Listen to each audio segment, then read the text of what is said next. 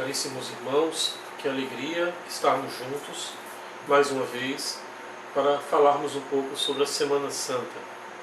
Vamos introduzir a nossa reflexão rezando um pouquinho, antes entregando tudo nas mãos de Deus. Em nome do Pai, do Filho e do Espírito Santo. Ave Maria, cheia de graça, o Senhor é convosco. Bendita sois vós entre as mulheres, bendito é o fruto do vosso ventre, Jesus. Santa Maria, Mãe de Deus, rogai por nós, pecadores, agora e na hora de nossa morte. Amém. Que o Espírito Santo tome posse desse momento e que venha instrumentalizar este servo, a fim de que aqui se faça a vontade de Deus. Amém. Louvado seja nosso Senhor Jesus Cristo, para sempre seja louvado sua Mãe Maria Santíssima. Amados irmãos, nós vamos falar um pouquinho hoje sobre o Domingo de Ramos.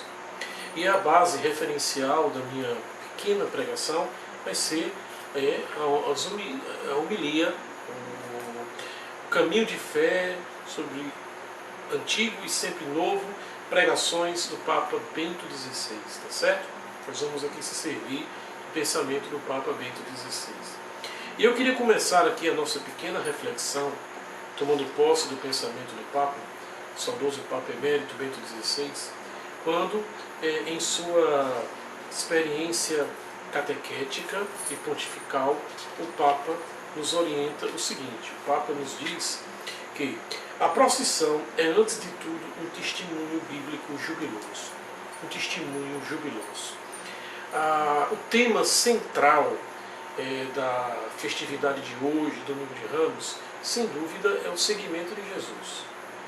Eu quero que você, nesse momento de oração, se coloque no lugar daquela pequena multidão que, seguindo Jesus, com um grito de alegria, de júbilo, Hosana, o Filho de Davi, que você, eu também, toda a nossa comunidade, que a nossa comunidade se coloque agora no lugar dessa multidão, com essa multidão, proclamando cânticos e louvores ao nosso Senhor Jesus Cristo. O que significa uma caminhada no Domingo de Ramos? Né? Existe aqui um elemento exterior, né? Um dado exterior e um dado interior. Uma caminhada exterior é você estar atrás do Mestre de Nazaré, seguindo o Mestre de Nazaré, que percorre todas as regiões da Galileia, e em sua última peregrinação ele parte de Jericó rumo a Jerusalém. Jericó é uma cidade situada a mais ou menos 250 metros sobre o nível do mar, mas aí ele vai a Jerusalém, que é a sua meta fundamental naquele momento histórico, né?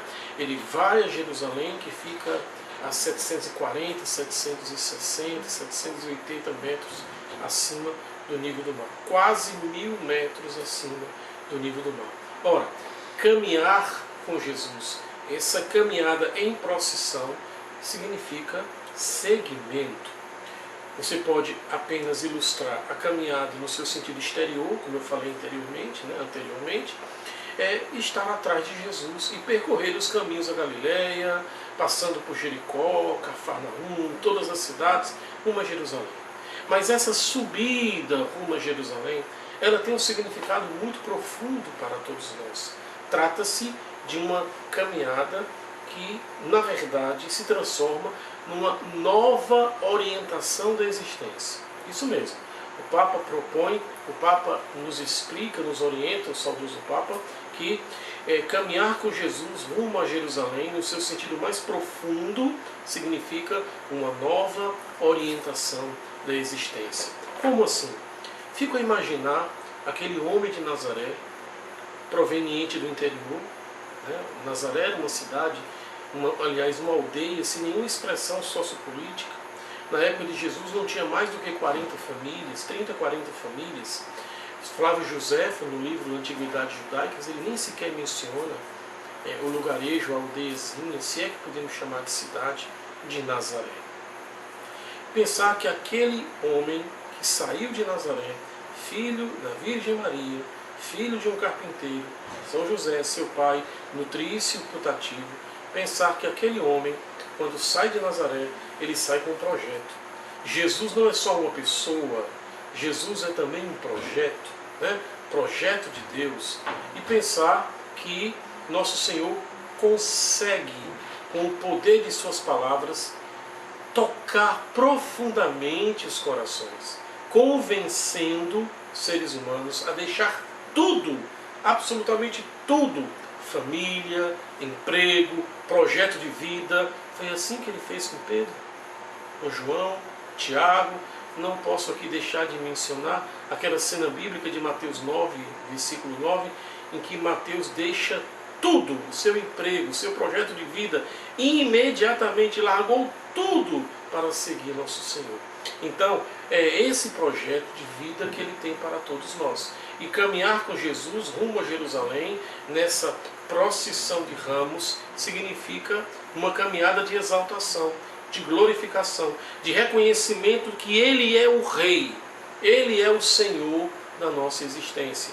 E nesse projeto, que dá uma nova caminhada, esse projeto que reorienta a minha existência, ressignifica a minha existência e me dá a graça de conhecer profundamente o coração de Deus, eu posso também aqui avançar na reflexão, ainda tomando posse do pensamento do Papa Emérito Bento XVI, dizendo que no domingo de Ramos, de uma maneira muito especial, tomando posse das leituras de hoje, o ano A, as leituras de Mateus, o Evangelho de Mateus, temos também a primeira leitura do profeta Isaías, Salmo 21, 22, meu Deus, por que me abandonastes? E a Kenoses de Filipenses 2, versículos 6 a 11. O que a gente pode falar sobre a teologia dessa festa de Domingo de Ramos?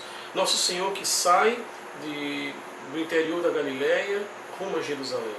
Jesus que parte, sua última viagem, parte de Jericó rumo a Jerusalém. E nesse caminho de subida rumo a Jerusalém, Mateus, de uma maneira muito particular, ele destaca 3 vezes os discursos da paixão. Nós vamos encontrar esses famosos discursos da paixão de São Mateus, 3 discursos da paixão. Nós vamos encontrar aqui esses discursos em Mateus capítulo 16, versículo 21 a 23, o primeiro discurso da paixão. O segundo discurso da paixão, Mateus capítulo 17, versículo 22 e 23. E o terceiro discurso da paixão, Mateus capítulo 20, versículo 17, 18 e 19. Então esses 3 discursos da paixão, eles aconteceram num momento histórico em que Nosso Senhor estava percorrendo o caminho de Jericó rumo a Jerusalém. Uma subida, que também significa uma caminhada mística. Para Jesus, a ideia, o projeto, então tudo muito bem definido. Subir a Jerusalém significa dar a vida, salvar o gênero humano. Nosso Senhor, subindo a Jerusalém, ele estava subindo à altura de Deus, ele em sua realidade humana. E subindo à altura de Deus, ele também elevava o ser humano. Quando o corpo sacrossanto de Jesus foi elevado naquela cruz, ele alcançou a altura de Deus, porque a cruz é a manifestação muito clara da dimensão, do amor, da proporção, da extensão, da profundidade do amor de Deus para com a humanidade. O amor de Deus que se excede de uma maneira particular. E é levado na cruz aquele corpo humano, vilipendiado, porém santo, reconcilia Deus com a humanidade. De tal modo que agora é impossível o divórcio, é impossível a divisão. Meus irmãos, pouco tempo me resta, Roberto, Nesse momento de reflexão, e eu não poderia aqui deixar de colocar também as sábias palavras do nosso saudoso Papa, o Papa Bento XVI. Quando Nosso Senhor vai a Jerusalém, diz o Papa, ele vai também na sua última viagem a Jerusalém, percorrendo essa subida, ele vai com o desejo de entrar no templo.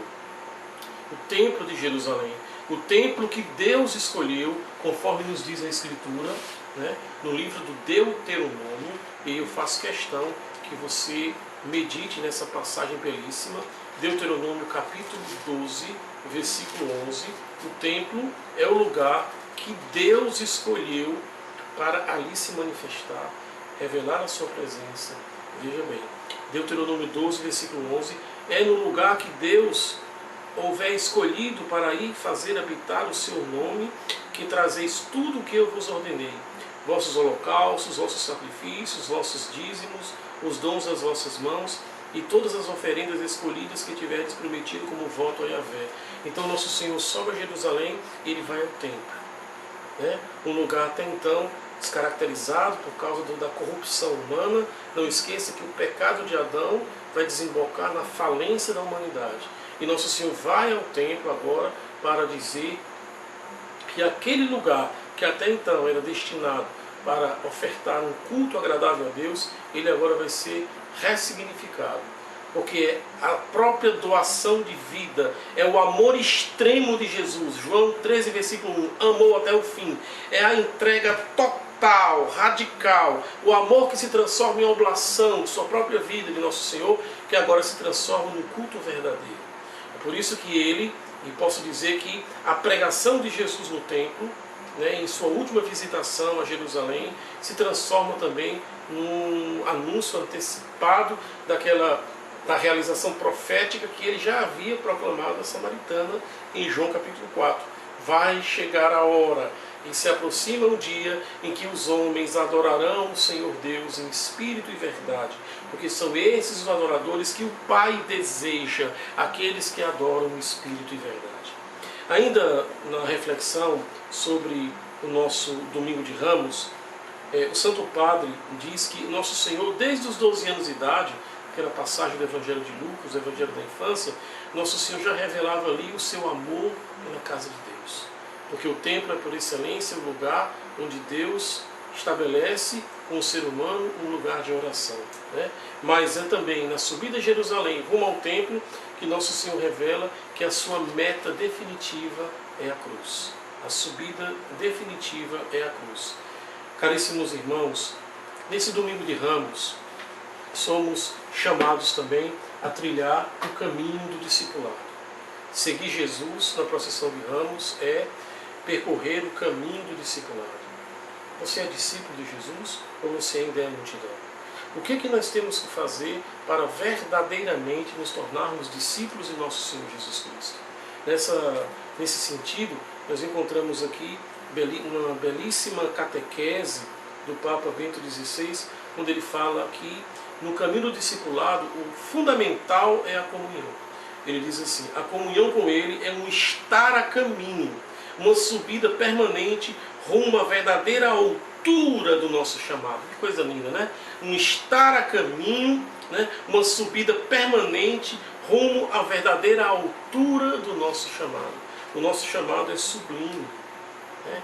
O Papa ainda diz: o seguimento de Cristo exige como primeiro passo o despertar da nostalgia pelo autêntico ser homens, e assim o despertar para Deus.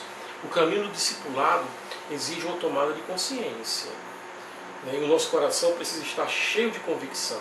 Nesse Domingo de Ramos, a teologia fundamental é o seguimento de Jesus. E nessa subida a Jerusalém, nós temos que ter consciência de que o chamado é coisa muito séria, e que o chamado será sempre acompanhado de perseguições e incompreensões, né? E de que subir a Jerusalém significa estar disposto a não fazer mais a sua vontade, mas a vontade de Deus. Na primeira leitura do profeta Isaías, o profeta nos chama a ter um ouvido, uma escuta de discípulo. Na segunda leitura, o apóstolo Paulo, na carta aos Filipenses, que é o seu testamento espiritual por excelência, carta de apenas 4 capítulos que ele repete 24 vezes a palavra alegrai-vos, alegria. Estando na prisão, veja que coisa formidável. Trata-se de um homem cheio do Espírito Santo, que tem plena consciência de que ele traz em seu corpo as marcas da paixão. E é esse mesmo discípulo que nos convida a viver o mistério da kenosis, do esvaziamento. Porque só através do esvaziamento, que é a aceitação da cruz, é que nós vamos subir às alturas e encontrar o Pai misericordioso. Deus abençoe todos vocês. Um feliz Domingo de Ramos. Em nome do Pai, do Filho e do Espírito Santo. Se vivo, vivo pela misericórdia do Senhor. Amém.